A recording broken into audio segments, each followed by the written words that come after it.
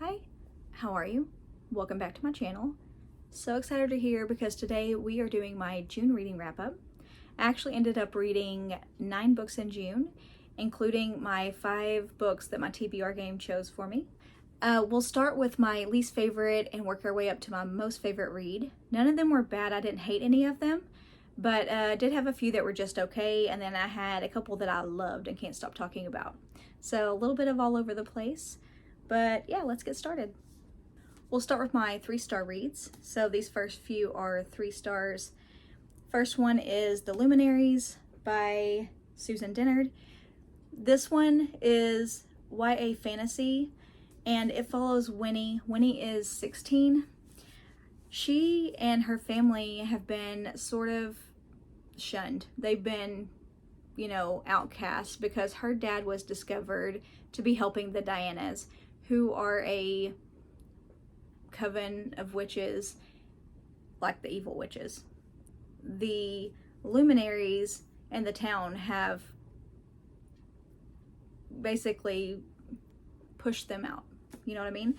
So her mom is having to work like 3 jobs, and Winnie's brother is trying to work too to help provide, and it's just a really bad situation. I think they have like a 7-year, I want to say it was a 7-year sentence or whatever, where they're kind of outcasts and they can't be a part of the group.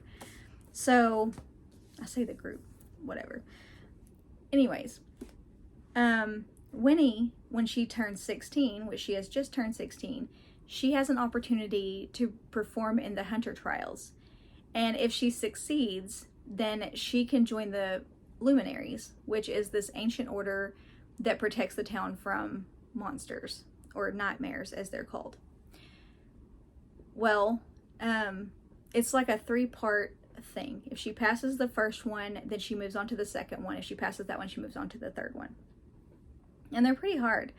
Like the first one, she has to, on her own, kill a nightmare or a monster. And they're really scary, really scary monsters, and it's not an easy thing to do. But if she succeeds, then, she could clear her family's name and get her family back, get her family's rank back or whatever. So she ends up joining forces with Jay, who used to be her best friend. He's kind of the bad boy.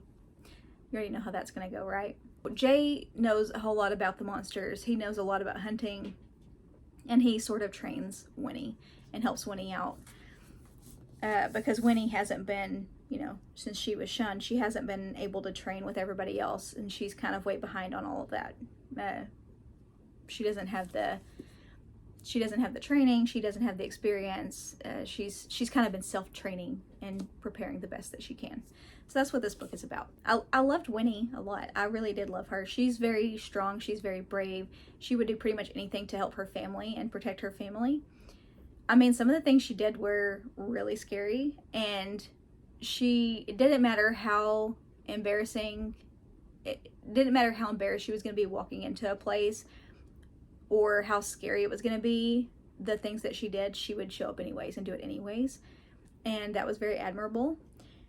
I loved her relationship with her brother, and I loved her relationship with her family in general, her mom. I loved that whole dynamic, how supportive everybody was and how they all worked together. Loved the monsters were fascinating. Hang on, there are pictures in this book. I don't know if all of these books have it or if it's just, but you get pictures. I love that.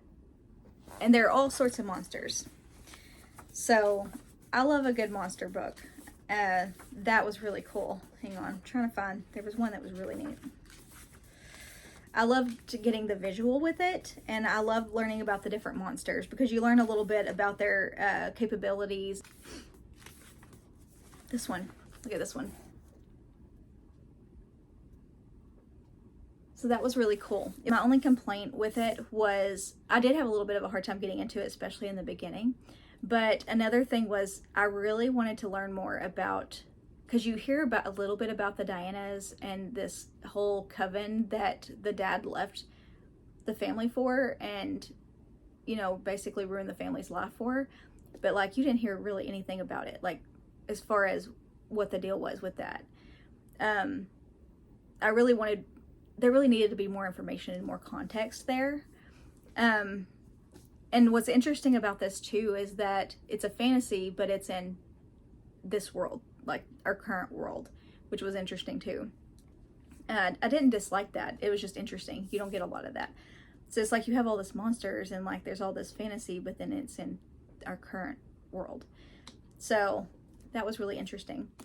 But yeah, I just needed more of like how all of this works, and the Luminaries too, like how they were formed. And I don't know, I just needed a little bit more information, I guess. But I didn't hate it. I did really enjoy it. I liked it. Just had a little bit of a hard time sticking with it and really getting into it. But yeah, I did really like Winnie though. I stuck with it because of Winnie, and I stuck with it because of yeah, Winnie and her family. Really, they really were wow. I wanted to see it through to the end and see how that all came about, and if Winnie was gonna make it through all of that. So yeah. Yeah, random. If you're like, hey, all of a sudden the lava lamp isn't working, it's because I go back to edit this and this part of the video is completely cut out. So it's been one of those. It's been a weird week. So I've had a lot of those lately, whatever. Anyways, the next one is My Sister the Serial Killer. This one I felt like was a little misleading based on the title and based on the synopsis. It's about these two sisters, Karita and Ayula. Ayula is considered like the pretty sister, and she's the favorite of the mom. She's also the one who is notorious for offing her boyfriends. It's a pattern for her. Everything seems to be going fine, and then all of a sudden, you know, she'll just off him for various reasons. She always justifies it somehow or whatever. And Karita is constantly covering for her. She's constantly helping her hide the bodies or whatever. She's just constantly protecting her. Well, Karita is a nurse at this hospital, and she has a mad crush on this doctor that works there. She's pretty much in love with him. One day, Ayula comes to the hospital to visit Karita, and the doctor just happens to be there, and he meets Ayula. And of course, he sees how beautiful she is and everything. And so he asks Karita for her number. And of course, Karita is conflicted because she has a crush on this guy. And now he's asking her for her sister's number. And she's been hoping this whole time that he notices her, not her sister. And also, there's this whole thing about her sister being a serial killer. And she's like, oh, like, is she gonna off him next? Or, you know, what's gonna happen? So, and also there's this whole jealousy issue and resentment and all that. Like, he's supposed to notice her, not her sister. This really wasn't so much a thriller, so much as it was this whole drama and this whole dynamic between the sisters. I feel like it was very misleading as far as the title goes and the synopsis. It really wasn't so much of a thriller to me. So, I feel like I was kind of lied to, honestly. Yeah, it was more the drama. And I really wanted more of the suspense and the thriller aspect of it, and more of this whole serial killer aspect of it. Because this was more like, to me, after the fact of the killings. Because the killings had kind of already taken place when the story started a little bit. I was just so frustrated because it wasn't, like I said, I felt like I was misled by what I thought it was about. But then the ending kind of saved it. The ending was pretty good, and the ending surprised me. So I gave it 3 stars. So the ending kind of redeemed it. But yeah, it was more family drama than the serial killer aspect of it. So just be prepared if you read it. But if you like that, if you do like that sort of family drama, and that's the sort of thing that you like to read, then definitely pick it up. I wouldn't say it's a bad book. I mean, it was, the writing was good. It it's just not what I expected, and it's not what I was ready for. And like I said, based on the synopsis and based on the title, that's not what you would think it was. So yeah, I just felt like it was a little misleading. But if that's what you're into, if that's the kind of book, just know that going into it, that that's more what it's about than the serial killer aspect. Next up is The Deep by Omakatsu. This one was sent to me by the publisher. It follows a dual timeline, and it goes back and forth between the Titanic and its sister ship, the Britannic. So on the Titanic, there are some paranormal instances happening, like within the ship, and like there's a seance and all these things are happening. Some like disappearances and unexplained deaths and just lots of sinister stuff happening. The very main character is Annie Hebley, who is a maid on the ship, and there's a guest on the ship, Mark, and she and Mark struck up a friendship, but you know, really Annie is really crushing on Mark. She, Mark, and some other guests are trying to figure out what's going on the ship as far as the paranormal activity. So that's all going on the Titanic, which of course, before that anybody could figure it out, you know what happens with the Titanic. It ends up sinking. You get to know several of the guests. It goes into several of their backstories. So there are multiple layers to this. It is a slower read because of the layering and because there's so much to it. It's very intricate. Annie is on the Britannic years later, and she's a nurse. And the Britannic is a hospital ship, and they are nursing guys who have been injured from the war. And one of the guys that have been injured happens to be Mark. On the back, I'm going to just tell you what it says on the back of the book. It says, Annie is relieved to see he survived the sinking. But soon Mark's presence awakens deep-buried secrets, a creeping darkness, forcing Anne to reckon with the demons of her past as they both discover the terror may not yet be over. It's fascinating. So you could tell that the author put a lot of work into the research of it, because a lot of the names in this book were actual passengers on the ship. It's like a slow unraveling. Like you slowly get bits and pieces of the mystery coming out. So it's like a slow unravel as it plays out. This is advertised as horror, but it really isn't horror. It's not scary. It's not gory. To me, that this is more paranormal historical fiction than horror. But I still enjoyed it. Because I do enjoy historical fiction too, and obviously anything paranormal is interesting to me. And I thought that aspect of it was a nice spin on the typical Titanic story, because I read a lot of Titanic stories. There were some characters like that you get to know in the Titanic that you never really figure out what happened. I mean, you know the ship sank, so you know they maybe didn't make it, but you really didn't get any kind of closure. You really didn't figure out exactly what happened. So there was that, like they were just gone, poof. So there was that I really didn't like. And then the ending didn't really work for me at all. I was just like, what? But yeah, it was still really interesting. I really liked the story.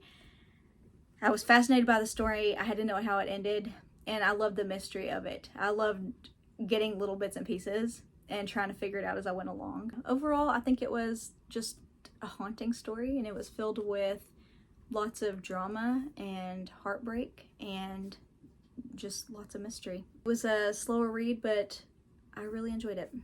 Next, I read Under the Skin. This one I went into knowing absolutely nothing. Apparently it's been out for some time, and there's even a movie. I had no freaking idea. No clue. This one is about Isserly. I think that's how you say her name. She's a driver, and she just drives around the Scottish Highlands looking for male hitchhikers, particularly the really like beefy ones. Like she'll just drive, and if she sees, she'll look at them, and if they're too scrawny, she just keeps going. If she sees one that looks maybe kind of like he's bulky, she'll do a U-turn and double take and you know, check again. And then she like will pull over, pick him up, and then she kind of will make small talk at him and test to see, does he have anybody that'll miss him, you know, family, girlfriend, wife, whatever, that would miss him if he you know, came up missing, basically. That's all I can really say, because there's like a whole minefield of spoilers if I said anything else about it. I don't know what I was expecting, but it was definitely not this. Yeah, it was definitely disturbing and weird. Very, very weird. Very slow to, I mean, it was a very slow to get any kind of clues. It felt like forever to figure out what the hell was going on. But it was like very drug out as far as getting any kind of clues. It was just tiny bits at a time to figure out what she was doing, because the whole book is trying to figure out why and what she's doing, and why she's doing it. And she herself is really weird, and like even she looks really weird. And you also get, because you have her point of view, and you know, you're in her head, but then also you have the point of view of each hitchhiker as well, and how they're seeing her. So yeah, and she's really weird. Apparently she's got a banging body, apparently, big boobs, but then her face is weird, like she looks weird. Like she wears these really thick glasses, and apparently she's odd. And I hear that they play, like Scarlett Johansson plays the main character in the movie, which I don't think fits at all with the character that's described in the book. I don't understand how that, I will have to see the movie. I don't know how that translates over into the movie. I don't get it. If they read the book, I don't see how that, I don't know. But anyways, yeah, it felt very slow, and it dragged on a little bit for me, and like I needed a little bit more like action, I guess is the word for it. Because yeah, it was very slow, and it definitely was not what I expected at all going into it, knowing nothing. It definitely wasn't what I expected, but it was definitely creepy and unsettling though. Yeah, just really, really weird. That's all I can really say. I can't say much about it, like I said, without giving it away. That's all I can say. And now we're moving into my 4-star reads. We have a Misfortune of Lake Monsters by Nicole M. Wolverton. This one was sent to me by the author. It is out now. The release date just passed, so it was June 2nd. This one follows Lemon. Lemon is a high school senior, and she has just been told that she is to take over the family responsibility of keeping the town's lake monster alive, basically. Because her family has been impersonating the town's lake monster for generations. And the reason that's important is because the town's lake monster is what brings tourists in, and that is what keeps the town, that's responsible for the town's economy. That's responsible for the town's money and keeps the town alive, basically. So it's very important. And nobody in the town knows that this family does this. Lemon's best friends don't know. They have no clue, including this kid, Troy, who has had a crush on Lemon since like grade school. He has this mad crush on her, and she has no idea. Even he doesn't know. And Lemon has a lot of resentment because she really doesn't want to take over as the town's lake monster. By the way, the town's lake monster is Old Lucy. That's what she's called. But Lemon really wanted to be a veterinarian. She wanted to go to college, and now she's learned that she's going to be stuck in this town. She's going to be stuck impersonating the lake monster forever, and she's really frustrated about that. But one day an actual lake monster shows up, and Lucy has decided to take it upon herself to save the town from this actual lake monster. And she, has to tell her friends,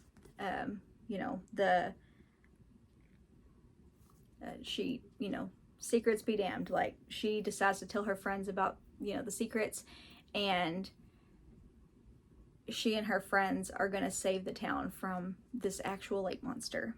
I had a lot of fun with this. I liked this a whole lot. It was great. It was a lot darker than I expected it to be. The friend group, Lemon and her two best friends, were a lot of fun. I enjoyed them. And even the side characters, there were some really fun side characters as well. There was one, Amelia, who was really interesting, and I could not get enough of her. I could have done a whole book just on Amelia. And it's really funny because whenever I had posted that I loved Amelia, the author said that, you know, that made her happy that I loved her, and that she's contemplated doing a book with her as a character. And I'm like, yes, please do that, because I love her. She was so cool and so interesting and so fun. Like, I just loved her. But it was a great summary read, and the town gossip cracked me up. It was so funny how rumors spread and how wild they got. That was a lot of fun. But yeah, it was darker. It was there was a lot of times that were like what do you call it? Like, there were a lot of action scenes.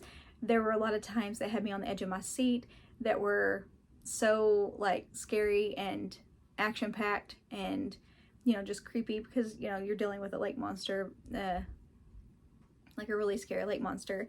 And then there were also even jump scares, and you don't get that a lot in books. I don't know that I've had that in books up until now, and I read a lot of horror, but there were parts that came out of nowhere. The horror just was like, boom, it's there. And especially the first one, I was like, whoa, because I kind of thought this was going to be, I knew it was horror, and it's YA horror, and I just thought, oh, this is just going to be a fun summer horror read. I'm just going to have a great time with it. And then it came out of nowhere, and I was like, oh, whoa, that happened. So, no, I had a good time with this. It was a lot of fun. Really enjoyed it. So, if you want a good summer read, and it was YA, but the characters were not obnoxious to me. They were relatable. I didn't think they were too, they weren't, what's the word? I don't know what the word is I'm looking for. They were believable. That's the word. They were believable. Amelia, like, she's the only one that maybe she may have been a little over the top, but I still loved her so much. Like, she ended up being my favorite character. Anyways, if you want a good summer read, this is a good one. Next up, I read Gig of the Damned. Oh my god, you guys. And you know how I told you I received an advanced reader's copy from the author because I won a giveaway? And I ended up buying the official copy. And I have to show you because I got more stickers. And I got the official stickers because he was so bummed that the actual official ones hadn't came out whenever he sent me the original book. And these stickers are so fun. Look. Because the masked killer in the book wears this bedazzled pink ski mask, and it's a running joke in the book that's so freaking funny. You just have to read it. But look at it. It's so fun. And then this one. And is that upside down? No. Hang on. And that one. And then I got more bookmark. Another bookmark. So I got a bunch of stickers. And then he signed it. And this is the best inscription ever. I was so freaking excited because he inscribed it. And he inscribed the other one too, but this one's even better. It says, Ashley, thanks so much for supporting again. I'm so glad that you love it as much as I do. I hope my stickers end up in the Kindle collection someday. I would be honored. From one spooky little book nerd to the spooky little book nerd, I appreciate you. Love, Freak.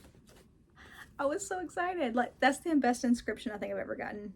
I love it so much. But this one follows the main drag queen is called Gambled Donafart. Do you get it? Gambled on a fart. Oh my god. Yeah, that one cracked me up. But that's like the main one. She's getting ready for the Tricked and Treated pageant coming up. And it's a drag queen pageant. But the drag queens are being picked off one by one in really horrific ways. It's a slasher. You know, after all, there can only be one queen. But they're just being offed one by one. and you don't know who this masked killer is, but the masked killer shows up in a pink bedazzled ski mask every time. Yeah, but that's the gist of what's going on here. It's amazing. There are parts that are hilarious. All the personalities in this are big. They're big personalities. They come to life. I can hear them and see them so clearly in my mind that it's like they were standing here. They're just, he did such a great job of bringing them to life that I could hear their voices. You know what I mean? So fun. I had such a great time reading this. Just the absolute best. I loved it. And like I said, the kills were epic. Like, if you want some good kills, this is it. Yeah, really good. So good. But Hobie Hay was my very favorite. But all the names are really good. Donna Fire, that was a good name. Just really imaginative names, but I just had the best time. There is some commentary on here of, being queer in a world that isn't always accepting, and growing up queer and having, just being around peers and being, going through school and all of that, and bullies, and there were some serious parts too, because it kind of goes back and forth. So whenever Gamble Donafart, when she was a kid, was Antonio. So Antonio, whenever he went to school, he dealt with bullying and all of that. So you get that commentary as well. And that part was really heartbreaking and sad. So you get kind of both sides of it. But yeah, it was really, really, really good. So you get the backstory as well. But I really enjoyed it. I had a really good time. But we are in my 5-star reads now. First one being My Husband by Maud Ventura. This one may not be for everybody based on reviews on Goodreads. I personally loved it, and I give it 5 stars, obviously. Yeah, there's not much of a plot. It's this lady, she's 40 years old, has the perfect life. She's gorgeous, has a great job, 2 kids, and she is wildly obsessed with her husband. And this follows a week in her life. You see her, her thoughts throughout the day and her tasks throughout the day, just day-to-day happenings, what she does with her kids and chores and things like that, but then her thoughts. And she is basically so obsessed, like she worries over how she looks. She has to look perfect for him. She goes to great lengths to look perfect for him. She's constantly worried over every word he says. I mean, if he doesn't tell her good night, or the way he looks at her or whatever, she obsesses and overthinks and overanalyzes everything. She's constantly afraid that he's gonna leave her, or yeah, it's wild. It's a very weird read, because you would think that sounds boring, like, because you're just in her head for a week. You're just following her mundane tasks and her day-to-day life for a week. But she's actually really fascinating. She's really, besides being obsessed with her husband, she herself is fascinating, because she's very quirky and neurotic, and she has all these weird ways about her that I won't say because they may be spoilers, but she has a lot of interesting, quirky ways about her that are simply fascinating. But yeah, she's kind of, some people would say she's nuts, and she is a bit unhinged, but she's also oddly relatable sometimes. And that made me like maybe odd to say, but yeah, she's oddly relatable sometimes. And I think we all have those moments of overthinking and worrying and all of that. And I think we've all been there and had those moments of like, being like, oh, he's really quiet, like, is he mad or whatever? But she thinks that way constantly, nonstop. She always has those thoughts in her head of oh my God, he's gonna leave me, or he didn't say goodnight, or, you know, going to a dinner party and he compared her to a clementine when he should have compared her to like a peach or something. Things like that. And it goes through her mind all the time. It's all she thinks about, and she obsesses over it constantly. So imagine like worrying if he's mad at you, but thinking like that all the time, constantly. It's her whole life. And it even trickles into her work, or, you know, like it's insane. It's wild. I love the writing style. I really enjoyed it. It's a translated work, translated by Emma Ramadan, I think is how you pronounce her name. I love the writing style. I really enjoyed it. I could not get enough of this book. It was not long enough because I really enjoyed it. I thought it was beautifully written, and I would read anything by this author at this point. I'm fascinated by this character. The whole time, you never hear her husband's name. She simply calls him my husband, and you hear that word a million times throughout the book, and that just shows more her obsession with him, because she's absolutely obsessed. He takes priority over everything in her life. He is her priority. She worries over it over anything else. Yeah, she just, I found her like absolutely fascinating, and the way her mind works, not necessarily the obsession part of it, but other ways that her mind works, and the way she organizes things, and the way that just she's almost like, I would almost call her OCD in a way, but just the way her mind works was just fascinating to me, and I found her interesting. And I found this whole book interesting, and I loved it. It was almost like a human study. But like I said, there wasn't much of a plot. Loved the ending. The ending was, I kind of saw it coming a little bit, but yeah, I loved it. Next up, I read Thirst. And this one is 2 parts. And the first part is a bit longer, which is good because I loved it a lot more. First part follows a female vampire in the 19th century, and she is dealing with an unbelievable thirst. At first, she has kind of more free reign to feed and all of that, but then the world kind of changes, and she is forced to be more careful and more cautious and hide away. So she has this unbelievable thirst.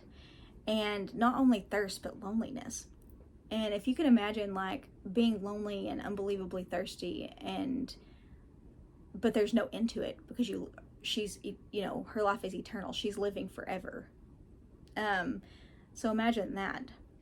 And, you know, she does meet some people along the way, and some help her, and some she feeds off of, and some she toys with, and some she, you know, becomes infatuated with. Some she keeps around, some she kills instantly, some she wants to keep around but she can't help to indulge in. It's gothic, it's sexy, it's lush, it's beautiful, it's gorgeously written. There was a lot of comparisons to the darkness and the night and the moon, and just, yeah, it was gorgeous. I love part 1 so much. Loved her character and how gothic the first part was. Yeah, it was absolutely gorgeous. Loved it. Definitely LGBTQ rep. Yeah, loved it. Second part is in present day, and it's following a mother who is, you know, she has a young son, and she's dealing with her mother having a terminal illness. So she's dealing with a lot of things, and she herself is lonely, and she crosses paths with the vampire. And I won't say how that all comes about or whatever, but they end up crossing paths. I absolutely loved it. Like I said, I loved part 1 better than part 2, but I loved the ending. It was gorgeous. It was absolutely beautifully written. And again, I want to look this author up and read everything they've ever written, if they've written other things. I don't know if this was a debut, I don't know if this was a debut or if they've written others, but this is again a translated work. So I read several translated works this time. That wasn't intentional, and they ended up being my top 3 are translated works this time, so that's interesting. That wasn't even intentional, but all three were, yeah, amazing. Loved it so much. Now we have my favorite, which was Walking Practice by Dolki Min. I'm probably not saying that correctly. This one is another translated work. It was translated from Korean. On surface level, this is about an alien who has crash landed into Earth. They're now using a dating app to find their prey because they have to feed. And they can shapeshift into any sex and make themselves look attractive to their prey. They carry a backpack with all these torture tools and yeah. But if you dig a little deeper, this actually is about what it's like to be gender fluid in a world that isn't always accepting. So yeah, there's a lot to this. And actually, you would think it would be either terrifying or sad if you look at either one of those. And you could just enjoy this as the alien torture thing. You could enjoy this as just that. You don't have to dig any deeper. You don't have to look at it as anything other than just that. And it was actually more of a comedic tone to it because you're in the alien's head the whole time and you're getting all their mundane thoughts throughout the day, their annoyances, their irritations, and they're actually constantly grappling with, you know, the need to feed versus their, you know, kind of their loneliness and their alienation because they're not supposed to be on this planet. They don't want to be on this planet. This is not their home. They're constantly feeling like an outsider here. They're constantly feeling like they don't belong here. They, you know, they're lonely, but they, you know, they have to feed. So they're constantly grappling with both of those things. And they're experiencing all the normal emotions that we experience as human. They experience self-doubt, fear, loneliness, social anxiety, trying to make themselves as small as possible on the subway, you know. But yeah, they experience all the emotions that we as humans experience as well. Parts of it were really relatable in that sense. You could also experience this seeing society's gender norms through the point of view of an alien. So that was really interesting. You could experience that way and what it's like to be gender fluid in the world that isn't accepting and feeling alienated and feeling lonely because of that. There was commentary in here on society's gender norms. You know, if you are female, you fit into this little box. You're supposed to be this way, and if you're male, you're supposed to be this way. You know what I mean? So there was a lot of that. But if you're gender fluid, you know, where do you fit into that? So yeah, this was so good. That was not expected. I did not expect that going into this. Because you know, reading the back of this, I just expected the alien hunting down and killing a bunch of humans. But yeah, this was so much more than that, and I enjoyed it. I loved it. I loved getting the alien's point of view. I loved the snark. I loved the comedic side of things because I expected this to be terrifying. It wasn't really terrifying. It was more comedic. But I really enjoyed it. It was so good. The translator did an absolutely amazing job. And there's actually, at the back, so you get the translator's work at the back too, which was really good. Translating this novel at a time when queer activists in Korea are fighting for an anti-discrimination bill and when the rights of queer Americans are under sustained attack reinforces my goal as a translator to make queer narratives visible and visceral.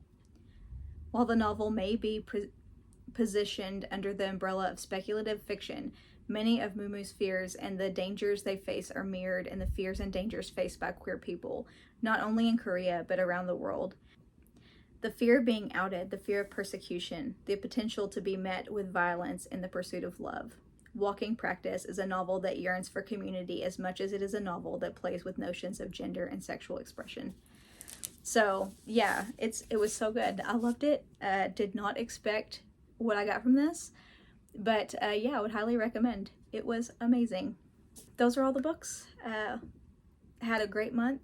Really enjoyed, especially those last three. So good. But yeah, had a great time. let me know down in the comments, what was your favorite read in June? I would love to know. And I will see you next Friday. I believe next Friday I'm going to do a mid-year check-in. I'm not going to do the, I saw there was a mid-year freakout tag. Thought about doing that. I think I'm going to do something a little different. But yeah, next week I may do like a combination. I don't know. I haven't decided. But I'm going to do like a mid-year check-in thing next week.